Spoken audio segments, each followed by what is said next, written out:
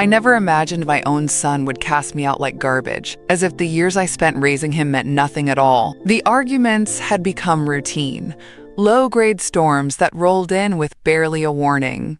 A sigh when I asked for help, a sharp word when I moved too slowly. But that night was different. That night, something in Daniel snapped. He stood over me in the kitchen, his jaw clenched, eyes full of something I didn't recognize anymore. Not anger, not even frustration, just contempt. I had only reminded him to pick up my prescription, my blood pressure pills, the ones I needed to keep from falling over again like I did last winter. He didn't answer, just walked past me, grabbed the bottle off the counter, and marched to the front door. "Daniel," I said, my voice thin with confusion, "what are you?" He yanked the door open, rain already sweeping across the porch. Then, in one sudden careless motion, he hurled the bottle outside. "If you're that sick," he said, voice flat and cold, "go live in a hospital." And just like that, the door slammed shut. It was raining so hard I couldn't see past the windshield. The wipers did nothing. My hands trembled as I sat in his driveway, soaked from head to toe, gripping a useless bottle of pills he'd thrown at my feet. My chest felt like it was caving in, a sharp weight pressing down on my lungs, ribs, memory. I tried to catch my breath, but the sound of the rain made everything feel distant, like I wasn't real. Like I was watching this nightmare happen to some other old woman who'd overstayed her welcome. I'd raised this boy, held his head through fevers, paid for his braces with weekend shifts at the diner. And now he couldn't even look me in the eye unless it was to insult me. I didn't cry. Not then. Instead, I picked up my pill bottle off the wet concrete like it was something precious. My fingers shook. The label was smeared, but I knew what it said. Low blood pressure meds, post-stroke maintenance. Necessary. Life-saving. Daniel didn't ask if I was okay. He just slammed the door. I stood there for a moment, water dripping from my hair down the back of my collar. My knees felt weak. My vision flickered. For one terrifying second, I thought I might pass out right there on the lawn. But somehow, I moved. Somehow, I got into the car, gripped the wheel, and backed out of that driveway like I hadn't just been gutted. It was a 20-minute drive to the ER. I remember every second. I counted every breath, every heartbeat, every lie I'd told myself over the last 2 years. They love you. They just have a lot on their plate. It'll get better. You're helping. You're needed. And yet here I was, alone. Not because I had no one, but because the people I'd trusted to care about me were the very ones pushing me toward the edge. When I got to the emergency room, I stumbled out of the car and into the lobby. A nurse caught me before I fell. Her hands were warm, steady, human. She asked me what was wrong. I told her I didn't know anymore. They hooked me up to a monitor, drew blood, ran scans. I lay in that sterile white bed with fluorescent lights humming above me and hospital-grade blankets scratching my skin, and all I could think was, this is what it's come to. My own son would rather see me collapse than care. Somewhere in the background, I could hear another patient moaning, someone's baby crying, a doctor paging cardiology, the usual chorus of suffering. And me, right there in the middle of it, quietly falling apart. No one had followed me. No one had called, not even to ask if I was alive. At some point, a nurse re-entered the room and said gently, "Your son called earlier. He told us you might be confused, that sometimes you forget things, that you might try to leave without being cleared." I just stared at her. It wasn't enough that he'd hurt me. Now he was trying to erase me. I turned my head to the wall, blinking at nothing. In that moment, something inside me shifted. Not anger, not yet, but the beginning of something colder, something sharper than the tears I refused to cry. I wasn't going to pass away here. The room smelled like bleach and old betrayal. I lay there, eyes open, watching the IV drip into my arm while machines beeped steadily around me.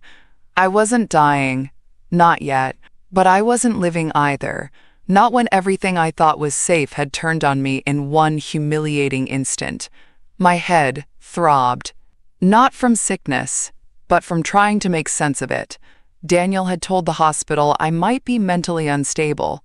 He actually said those words. I heard the nurse whisper them to the orderly when they thought I was asleep. Her son flagged her as possibly disoriented.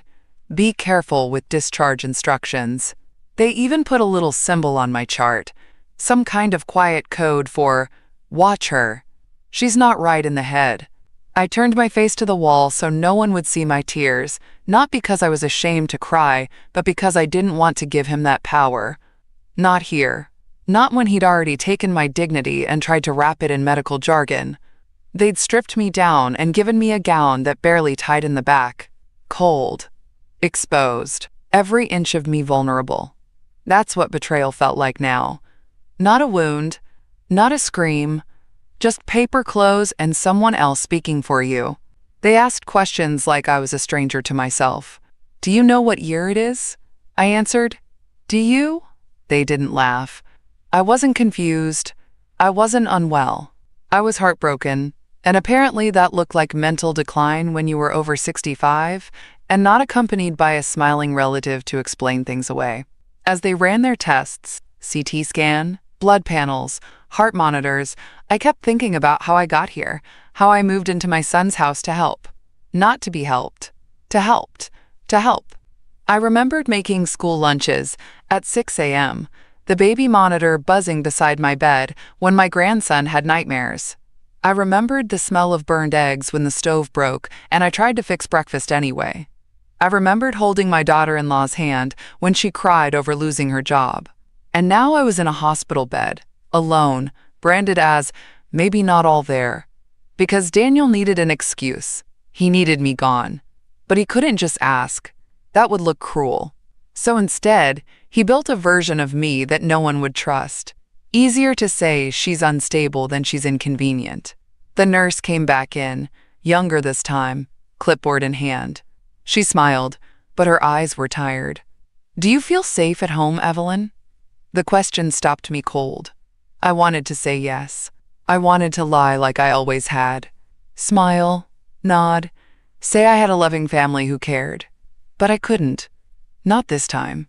So I just asked, which home? She paused, and I saw it. That flicker in her expression that said she knew. Maybe not the full story, but enough. Enough to put the pen down and not press me. I'll have the doctor come speak to you, she said quietly, turning toward the door. As it clicked shut behind her, I realized Daniel wasn't just trying to push me out. He was setting the groundwork to erase me before I could even protest, to make anything I said sound like the rants of an unwell old woman. Not credible, not worth listening to. That's what scared me most. Not that he'd stopped loving me, but that he wanted to control the story of who I was before I even got the chance to finish writing it. And I wasn't going to let him. The doctor came in just after 6, clipboard tucked under one arm, glasses low on his nose like he'd seen this 100 times before. Evelyn? He asked gently, nodding toward the chair beside my bed. Mind if I sit? Go ahead, I said, my voice steadier than I expected. He adjusted his tie and glanced at the monitors. Vitals look good. Labs came back clear. You're dehydrated, low on iron, and your blood pressure is a bit too low. But there's no sign of stroke, no cognitive impairment, no irregularities. He looked me in the eye, and this time there was no suspicion in his tone, only curiosity. Your son said you were having memory issues, that you've been disoriented, unsteady, emotionally erratic. I smiled then, not because it was funny, but because it was so precisely engineered. That was the word Daniel always used when he wanted to twist the knife politely. Erratic. Not sad. Not tired. Not heartbroken. No. Erratic. Makes people lean in just enough to doubt you. Did he? I said softly. The doctor folded his hands. I've been doing this for 27 years. You don't seem erratic to me. Exhausted? Yes. Stressed? Definitely. But your answers are clear. Your affect is even. You're not confused. I know I'm not, I said, but I was afraid no one would believe me. He nodded slowly, tapping his pen against the clipboard. I'm not going to write anything in your chart about cognitive concerns. That wouldn't be accurate. But I am going to recommend follow-up with your primary and a nutritionist. And, he paused, I'd advise you to rest. You're carrying a heavy load, aren't you? More than he could know. I pressed my lips together.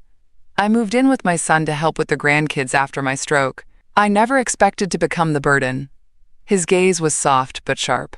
Families can change when power shifts, especially when there's money involved.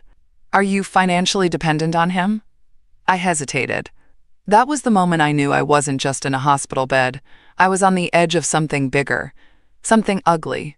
I have a retirement account, a house I paid off before I moved in. But since my stroke, he's been managing my accounts. Said it was safer that way. Said it made things easier. I let that hang in the air. The doctor raised his eyebrows just slightly. Easier for who? I didn't answer. I didn't need to. The silence said enough. He stood, scribbled something on his chart, and said, You're medically cleared for discharge, but I suggest you don't go back to that house until someone you trust can review your legal situation. Trust, I repeated. That's a high bar these days.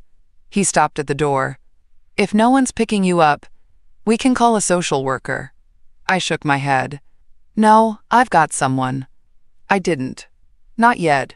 But I would. As the door closed behind him, I stared at the ceiling tiles and felt something I hadn't in a long time. Anger that didn't make me feel weak. It made me feel ready. Daniel had wanted to frame me as helpless. But I wasn't sick. I was set up. And if he thought I was just going to disappear into some care facility while he enjoyed whatever control he'd stolen behind my back, he didn't know me at all. I was halfway through buttoning up my coat when I heard the knock. Not from a nurse. Not from staff. From the doorframe, a voice I hadn't heard in over 20 years cut through the sterile quiet like it had never left my ears. Still stubborn as hell, I see. I froze. David. My brother. He looked older. Leaner in the face, his graying beard neatly trimmed, but the same wary light still flickered behind his eyes. I hadn't seen that face since our mother's funeral, and even then, we hadn't spoken. I wasn't sure if you'd even recognize me, he said, taking a cautious step inside. Didn't think you'd want me here. I narrowed my eyes. Why are you here? He raised his hand slightly like he came in peace. Bonnie called me. From the community center. Said she saw you come in here looking half dead and alone. Thought maybe someone should check. Bonnie. Of course. The only friend I had left from the old neighborhood. She volunteered down at the hospital sometimes. Probably saw my name on the chart and couldn't keep it to herself. I should have been annoyed. Instead, my knees gave out just a little from the relief I didn't want to admit I felt. 10 minutes later, the nurse handed me a discharge summary and a plastic bag with my prescription bottle, this time properly filled. You're sure someone's picking you up? She asked, glancing past my shoulder toward David. I nodded. She didn't look convinced, but she let me go. David drove in silence for the first 15 minutes. Country radio hummed low in the background, some twangy heartbreak song I didn't recognize. The truck smelled like hay and soap. Clean, but lived in. You don't look sick, he said finally. I'm not. He didn't press, just nodded. A beat passed before I added. Daniel told the hospital I was unstable. His jaw ticked. He told them I was forgetting things, said I shouldn't be left alone. David glanced at me, eyes sharp now. That true? No, I said plainly, but I think he needed it to be. He exhaled through his nose long and slow. He ever ask about the will? That stopped me cold. What? David looked back at the road. When I had my scare last year, the neighbor kid got real interested in where I kept my papers. People get bold when they think you're fading. Especially family. My stomach turned. A memory surfaced, one I hadn't paid attention to until now. The way Daniel had sat by my bedside after my stroke, how he kept asking if I wanted to streamline my affairs, offered to help with the forms.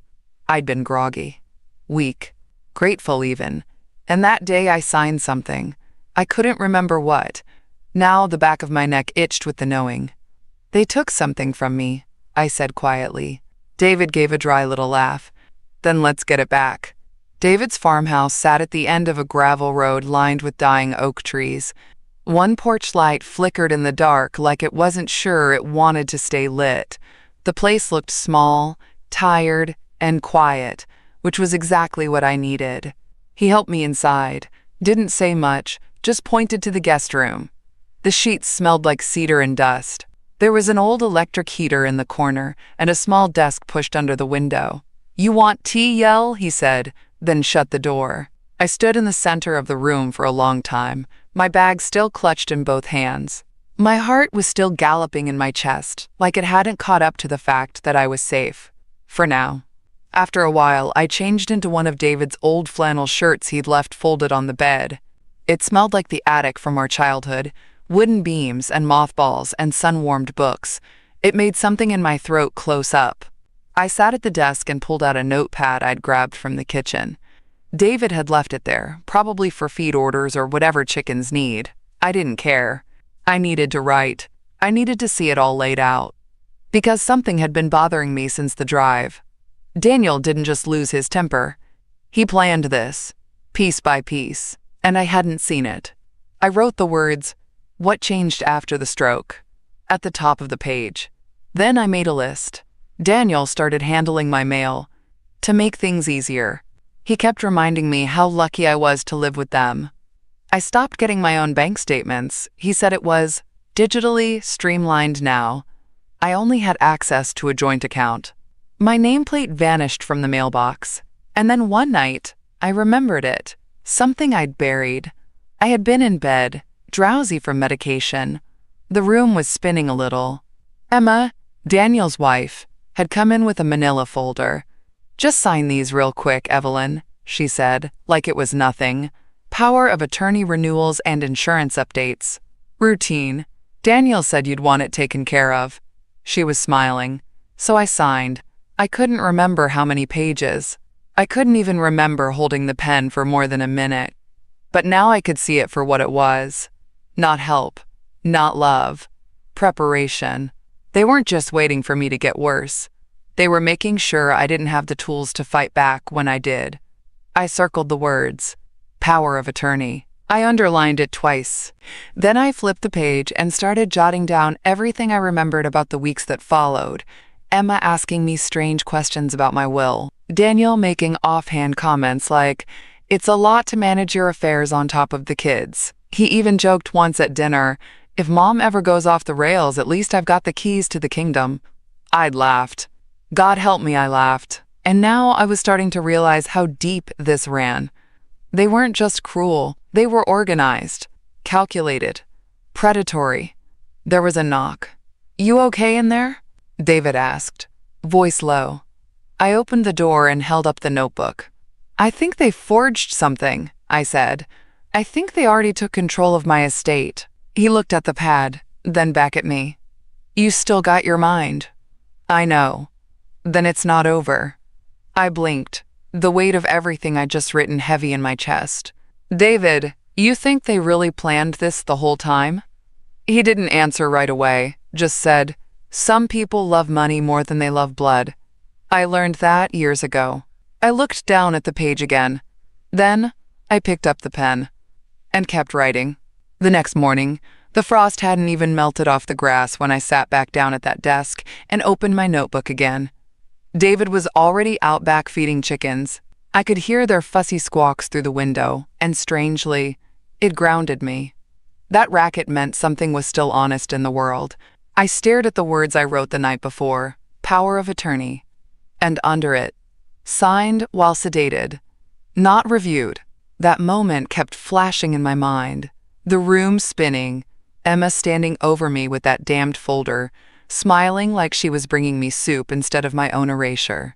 She didn't even explain the documents, just said it's standard.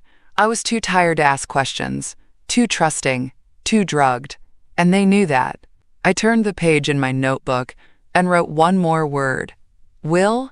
Had they gotten to that too? I couldn't remember revising it recently. The last time I touched it was 6 years ago. After my husband Harold died, everything had gone to Daniel then, yes, but only because I assumed he'd honor my wishes. Because I believed I'd raised a good man. He used to kiss my forehead every Sunday night before bed when he was a boy. He'd cry if I didn't hug him twice before leaving for school. How does a child like that turn into a man who watches his mother collapse in a driveway and doesn't call an ambulance? Money, I suppose. Greed doesn't arrive all at once. It creeps in slowly. Then it sits at your kitchen table, smiling across from you, pouring your tea. David came in later with a thermos of coffee and a box I hadn't seen in years. "Recognize this," he said, setting it on the desk. It was green, metal, and dented at the corner. The kind of lockbox you only find in old closets or behind tax files. I blinked. "That's from Mama's house." "Yep," he said. "You gave it to me after the estate split. Said you didn't want to deal with the old papers." He opened it and pulled out a yellowed envelope. My name, Evelyn Rose Harper, was printed in neat blue ink at the top. Inside were my original property records. The deed to the house Daniel now lived in. My house. Paid off with my teaching pension and Harold's life insurance. I hadn't looked at the papers in years. Daniel had told me he'd, quote, digitized everything when I moved in with them. "You still own it," David said, watching me read. I looked up sharply. "You sure?" He nodded. "Unless something changed recently. Yeah. But we'd need to check with the county office to confirm nothing was transferred or sold." A new kind of fire lit in my chest. If I still owned that house, then Daniel hadn't just pushed me out. He'd done it from inside my own walls. And if he'd filed something shady under my name, that meant there was a paper trail. Somewhere, on some desk, was a forged document with my name on it, my signature, my identity. Stolen. I remembered the pen, the nausea, Emma holding a mug of tea in one hand and that folder in the other. "Just a couple signatures, Evelyn. We'll take care of the rest." They weren't taking care of me. They were taking everything. David leaned against the doorframe as I scribbled one more line. "Get copy of power of attorney, check will, check deed, all of it." "I need legal help," I said, barely above a whisper. "I know someone," he said. "Used to work with Dad.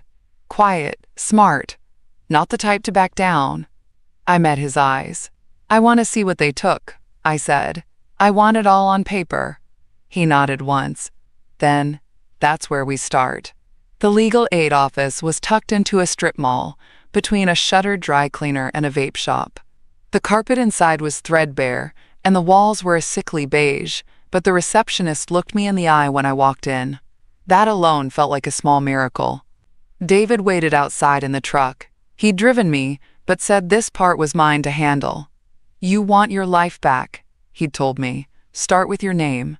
So I walked in alone, held my purse tight, and said the words I never thought I'd have to say in this life. "I think someone forged my signature. I need to see the papers they say I signed." The woman behind the desk blinked at me. "Do you have any idea what kind of documents?" "Power of attorney.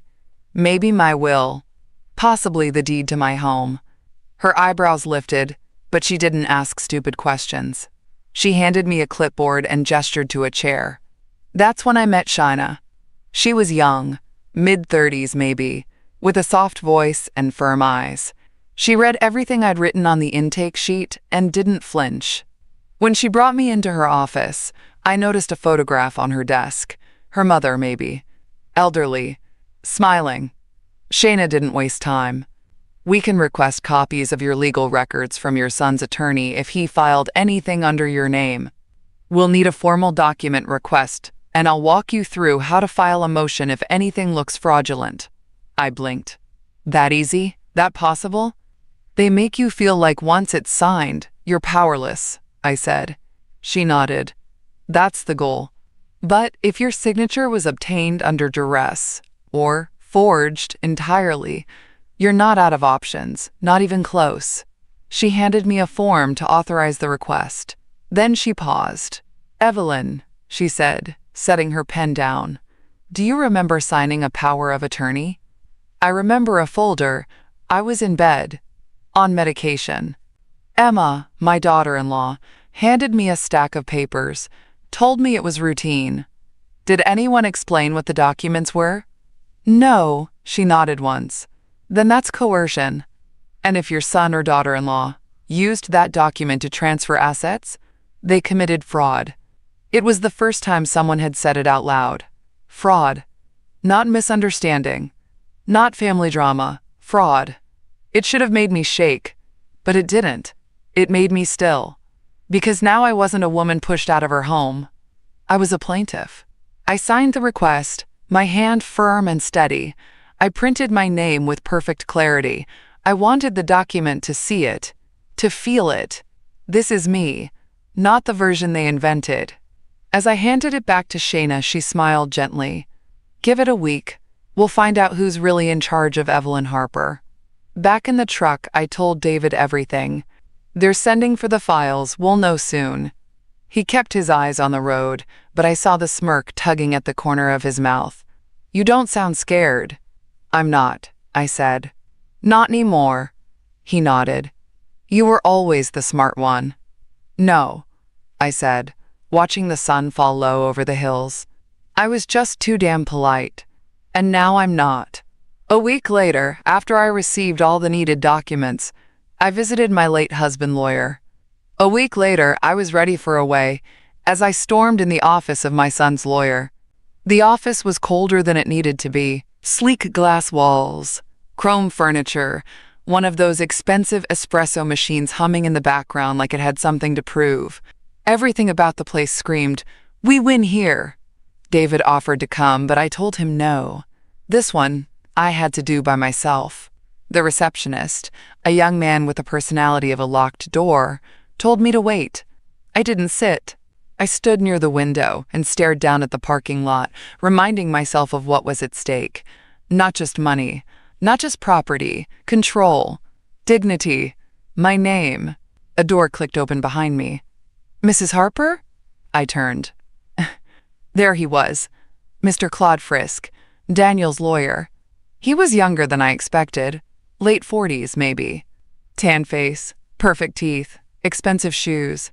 The kind of man who said your name like a formality, and your rights like an inconvenience. We shook hands. His grip was limp. This way, he said. His office was full of dark wood and diplomas. The shelves were lined with awards, framed commendations, articles about elder law in thick black frames. I almost laughed at the irony.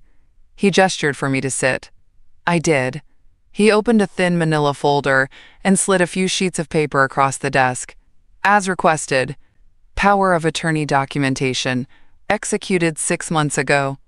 I didn't touch them. Can I see the signature page? I asked. He obliged. There it was.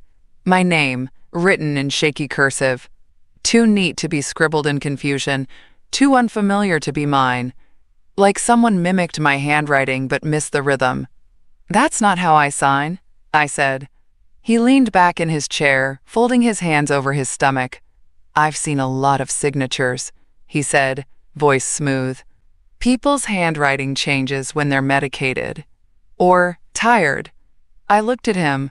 He smiled like he'd already filed the win. Evelyn, he said softly, like he was doing me a favor. Your son stepped in because he was concerned about your health, your memory. There were questions of competency. Not from a doctor, I snapped, only from him. He didn't flinch. I leaned forward. Was I evaluated before this document was signed? No formal evaluation, he admitted. But your family had witnessed moments of confusion.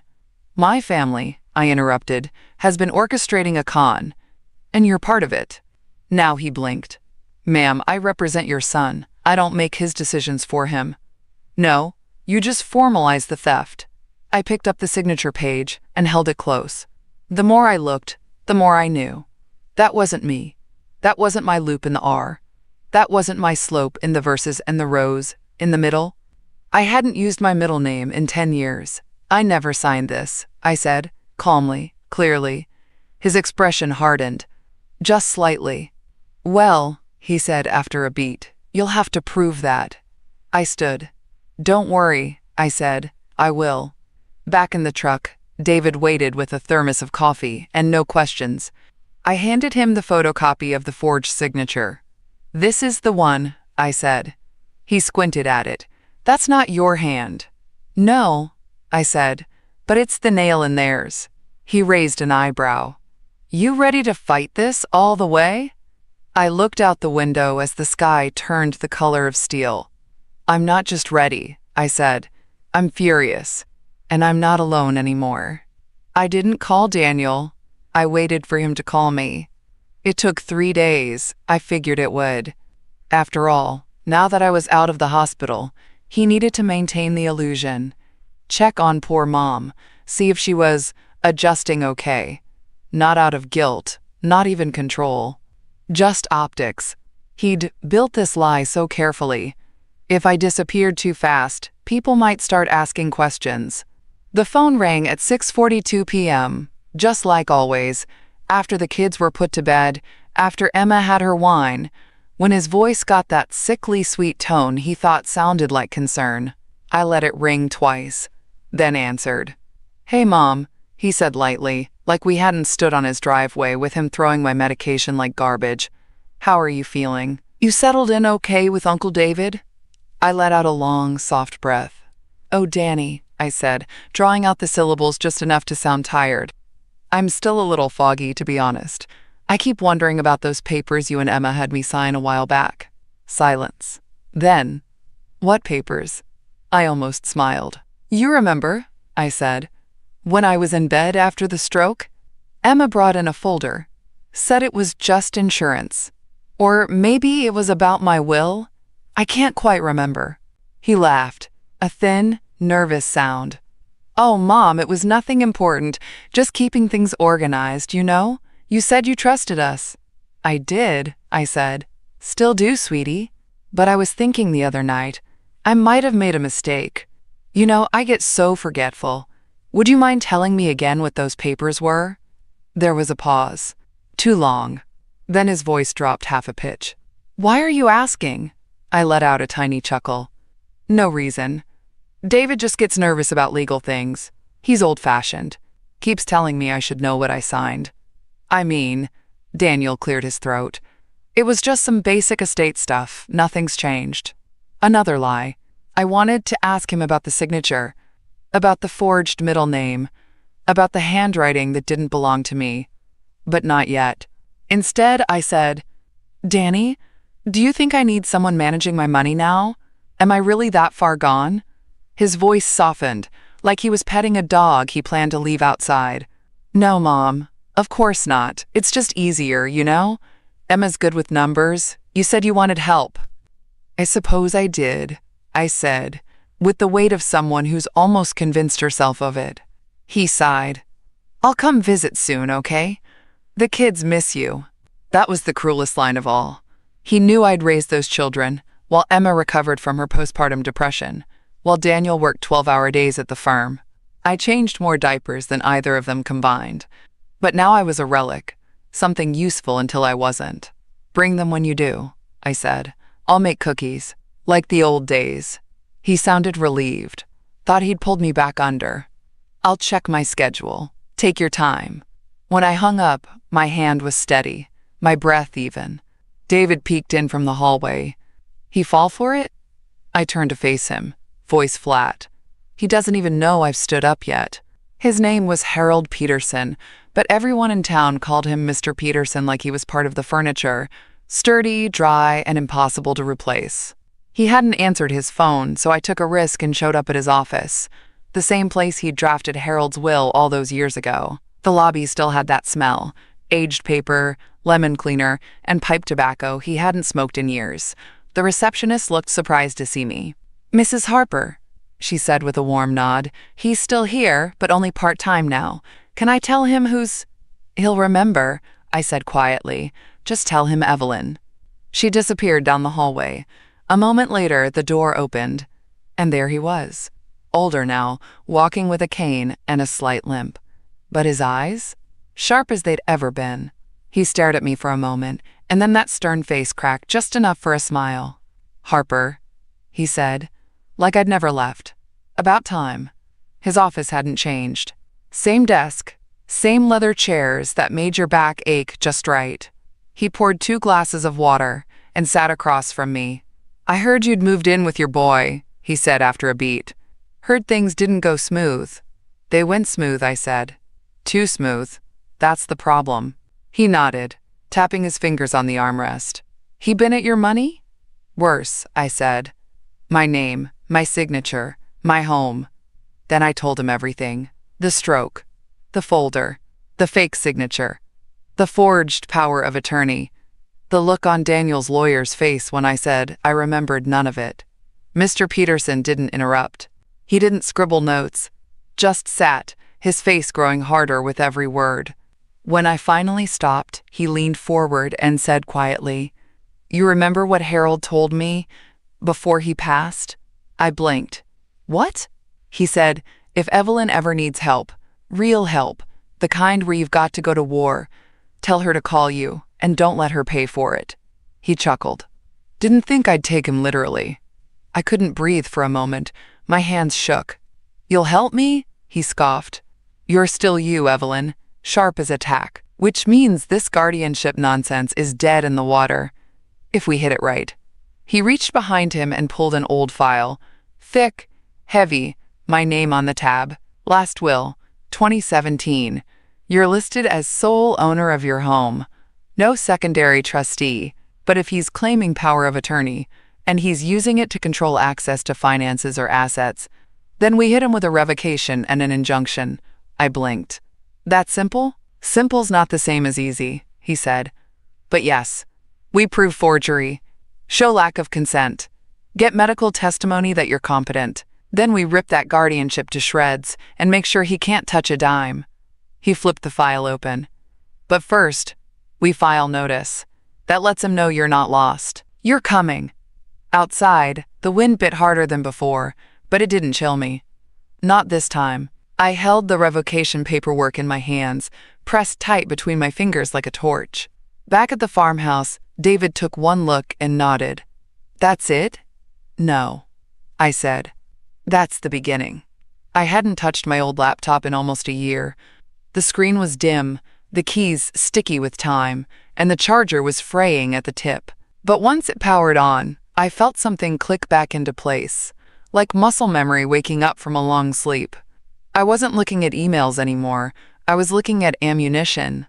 David set up a folding table in the living room and brought in an old banker's box he'd found in the back of the garage. Inside were all the things I'd packed away when I moved into Daniel's house.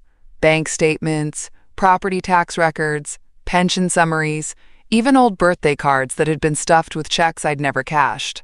I sat down with a yellow notepad and a ballpoint pen, and I got to work. First, I pulled up my online banking history. The joint account Daniel had opened for convenience had been draining slowly. Monthly transfers, miscellaneous expenses. I wrote down every one.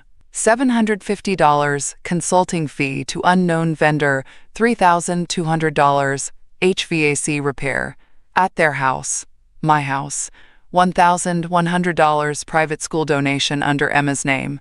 None of it was mine. None of it was authorized. And yet all of it was paid from the account I'd trusted them to monitor. Then came the emails. I searched my inbox using terms I never thought I'd need. Power of attorney, guardianship, notarized. And there it was, a message from Daniel. 6 weeks post-stroke. Subject line, "Don't worry about paperwork. Emma's got it covered." I clicked it. "Mom, just sign the folder. Emma already had it notarized. You don't need to read through all that. Just trust us. It's the standard stuff, like Harold used to do. We'll make sure you're taken care of." The words burned. Already had it notarized. I printed it. Then I found texts. Screenshots of conversations I'd saved without meaning to. Emma asking for my bank login. Just once, because she needed to check something for the taxes. Me responding, "Sure, don't change anything, please." David walked in halfway through and stopped in the doorway when he saw the mountain of papers on the table. "Looks like the IRS exploded in here." I didn't look up. They thought I was going to die. He walked over and handed me a cup of tea. "Then let's give them something worse." By the time the sun set, I had 3 labeled binders. Financial misuse, medical consent and communication, document discrepancies. Inside were printouts, timelines, scanned copies, and my own annotations. Color-coded tabs marked every inconsistency, Every misused dollar, every sentence Daniel had written that now cut the rope he used to tie me down. Mr. Peterson called that night. I told him what I'd compiled. He laughed, not kindly. This is better than I hoped. When we file, we're not just revoking guardianship. We're asking for a full financial injunction. Will that stop him? He paused. It'll stop him from touching another penny. And if we get the right judge, it'll start something else too. An investigation. I leaned back in the chair and closed my eyes. Exhausted, but no longer powerless. I wasn't done. Not yet. But for the first time in months, I felt like Evelyn Harper again. Not some fragile woman in a hospital gown, not a forgotten burden, but a witness, a fighter, a name they couldn't forge anymore. You don't need to make it emotional, Mr. Peterson said, sliding a blank legal pad across the table. Just clear and confident. We'll do the heavy lifting in the motion, but I didn't want it to be just clear, I wanted it to be mine.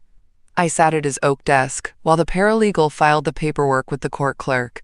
An emergency petition. Revocation of guardianship. Injunction to freeze financial activity. Motion for review of power of attorney and related signatures. It all sounded so clean.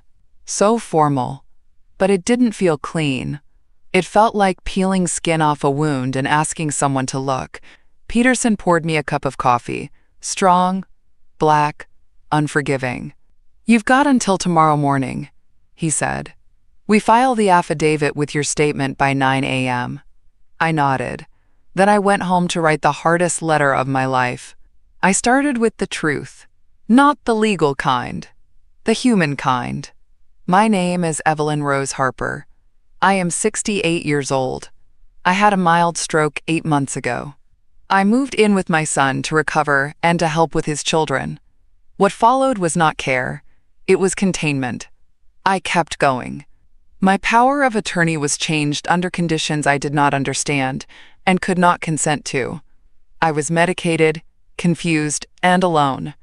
My daughter-in-law placed documents in front of me without explanation.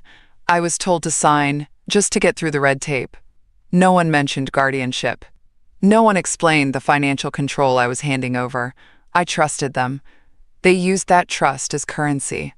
I paused. My hands were shaking. Not from weakness this time. From rage. My son did not protect me. He planned around me. He isolated me. And when I questioned it, he labeled me unstable. He weaponized love. He used the language of care to execute control. I am not confused. I am not forgetful. I am not broken. I am angry. I am awake. I am here. David read it after dinner, sitting across from me with his glasses perched at the tip of his nose. He didn't speak for a long time. Finally, he folded the pages and said, "It's perfect." I looked down. "Do you think the judge will believe me?" He didn't even blink. "He'll feel you. That's more important." The next morning, we drove back to Peterson's office. I handed over my statement, signed and sealed. It went into the folder with the rest of the evidence. The paralegal made copies. Peterson raised an eyebrow. "Ready?" I nodded. "I've seen these kinds of cases take months," he warned. "But you've got something they don't expect." "What's that?" He grinned. "You're calm, you're dangerous, and you've got receipts." By noon, the motion was filed. By 3 o'clock, the court issued a preliminary hearing date, 2 weeks. Fast-tracked due to suspected financial abuse and forged documentation. That night, I slept like I hadn't in years. Not because I was free yet, but because now there was a path to it. The courthouse smelled like old paper and polished wood. I'd only been in one once before, for jury duty back in the 90s. I remembered fidgeting in the hard bench seat, waiting to be dismissed so I could go home and cook dinner for a husband who'd never ask how it went. Today, I didn't fidget. Today, I stood tall. The hearing room wasn't dramatic like on TV. No gavel bangs, no shocked gasps. Just fluorescent lights and worn carpet, and a judge who looked like she'd seen enough family betrayals in her career to be completely numb to them. But when she called the case Harper versus Harper, guardianship revocation and financial injunction, You could feel the tension snap like a rubber band. Daniel sat across the aisle with Mr. Frisk, his fancy lawyer with the smug mouth and the soft hands. Daniel's tie was crooked. His eyes wouldn't meet mine. Good. Let him squirm. Mr. Peterson stood and delivered our filing with precise calm. Your Honor, we contend that the original power of attorney was signed under duress and without mental clarity. We further contend that no formal competency evaluation preceded the guardianship, and that the financial activity executed under said authority warrants investigation for abuse and fraud. The judge looked through the binder, page after page. She didn't speak for a while. Then, Mrs. Harper, would you like to address the court? I stood. I didn't unfold my notes. I already knew every word.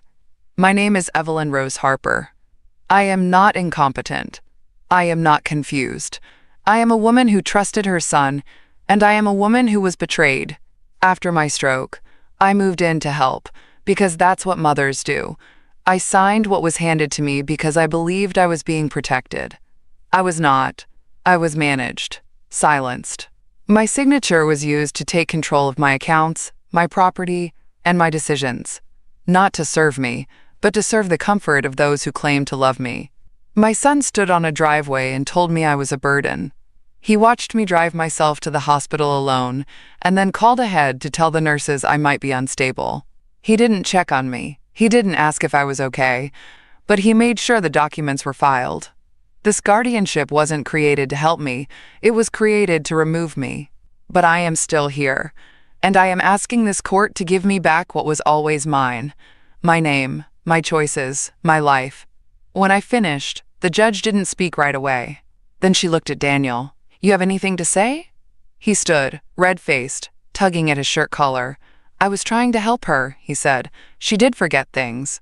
She was confused. I mean, you heard her. She signed it. She didn't object until now. The judge flipped to the signature page. Then she pulled out my driver's license. Then the notary's stamp. Your mother hasn't used her middle name on any formal ID in 12 years, she said. This signature spells it out in full. Daniel blinked. I didn't forge anything. The judge raised one eyebrow. Then you'll welcome an investigation. Mr. Peterson smiled like a cat watching a mouse try to climb out of a trap. I hereby revoke the guardianship. Mrs. Harper's financial rights are fully restored, and I am forwarding this case for further review by the district's fraud division. Bang. Done. I didn't cry. I just breathed and watched my son stare at the floor like it had answers he'd never get again.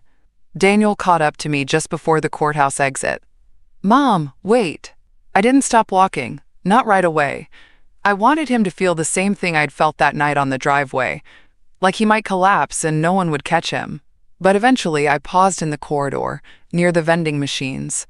Fluorescent lights buzzed overhead. I never meant for it to go that far, he said, breathless, as if the apology might soften the evidence now pinned to his name. We were just trying to protect you. You were different after the stroke. We didn't know what to do. I turned, slow and steady. You didn't ask what to do. You decided. His face fell. I thought, he shook his head, I thought if we just made it legal, it would be easier for you. For us. No, I said flatly. You made it easier to control me. He glanced down the hall, lowered his voice. You don't know how hard it was, Mom. Emma and I were drowning with the kids, and then you were sick, and we didn't know if you'd bounce back. We were scared. I stepped closer. You were scared of not getting my money, Daniel. Scared of not having power. Not of my health. Not of my confusion. You didn't even ask how I felt. You just signed my life away with a forged name and told the hospital I was senile. His eyes welled for the first time. But I didn't trust those tears anymore. He cried as a child when he got caught, too. Not because he was sorry, but because he hated the consequences. You ruined everything, he whispered. All you had to do was stay quiet. That was it. That was the final thread snapping loose. I stared at my son, not the boy I raised, not the man I hoped he'd be, but the small, frightened thief who thought love was something you could hold hostage. All I had to do, I repeated, was survive you. And I did. He looked at me like I'd slapped him. "I'm your mother," I said, my voice low and lethal. "Not your checkbook, not your safety net, and certainly not your responsibility to erase." He wiped his face like it would undo the last 10 months. "You're not even sorry," I said. "You're just exposed." Then I turned. I didn't look back. Not when he called my name. Not when I heard his voice crack. Not when I saw him slump against the wall like the verdict had just landed. Because it hadn't. It landed the day he watched me drive away half-conscious and never called to check if I lived. Outside, David was waiting in the truck, engine running. "You done?" he asked. I closed the door behind me. "No," I said. "But he is." He nodded, pulling away from the curb as the courthouse shrank behind us. "You still want to go home?" I smiled. "That house is already mine. But I think I'll wait one more day." David chuckled. "Let the movers finish? Let the locks change," I said. He showed up at twilight. The porch light had just flickered on, catching his silhouette on the walkway like some ghost too late for the haunting. He stood with his hands shoved in his jacket pockets, shoulders hunched, not the same man who once barked at me to get some help while hurling my medication across his driveway. Now he looked like the weather had finally caught up to him. I didn't move, just stood in the doorway, one hand resting on the frame, the other gripping the edge of the door. "Mom," he started, voice thick. "Please, I didn't know how bad this would get. I didn't know they'd take it so far." "They?" I almost laughed. "Your name was on every withdrawal," I said quietly. "Every signature, every lie. I wasn't trying to hurt you." "Then why did you need me silent to feel safe?" He flinched. "You were acting strange after the stroke." Emma was scared. "We thought maybe it would just be temporary. You'd let us manage things and—" "Manage me, you mean?" "No." He stepped forward. "It wasn't like that. You told the hospital I was mentally unfit," I said. "You took away my accounts. You took my name. And when I got sick, you didn't sit by my bed. You stood on the front lawn and told me to leave." He swallowed hard. Tears were forming, quick and useless. "I just wanted to protect the family." "You mean the family that starts and ends with you?" I asked, because I was family when I was changing diapers and cooking dinner. I was family when you needed a free babysitter and a pension. But the second I needed rest, I became a burden. He didn't deny it. Didn't even try. "I was wrong," he whispered. "Yes," I said, "but you weren't accidentally wrong. You were calculating. You were quiet about it. You knew what you were doing. And you thought I wouldn't have the strength to stop you." He reached for the screen door. I didn't let him open it. "I lost everything for a while," I said, my voice low. "My identity. My independence. You even tried to make me question my own memory. But I never lost myself. I just buried it under trust." He wiped his face like it would earn him a reset. Can we try again?" That's what he asked me, as if this were a missed birthday or a forgotten phone call, as if the court orders and frozen assets and broken trust were things you could mop up with a hug and a cup of coffee. "No," I said, "we can't." His face crumbled. I looked at him, and for the first time, I felt nothing. Not rage, not heartbreak, just finality. "I may be old," I said, "but I am not yours to dispose of." And then, calm as ever, I shut the door. It clicked with a clean, satisfying sound, like closure, like peace, like a woman who didn't need to raise her voice to end a war. I watched him from the window as he walked away, head down, steps slow, the way I walked away from that hospital bed. But I didn't call after him. Some people don't come back into your life. They just return long enough for you to refuse them.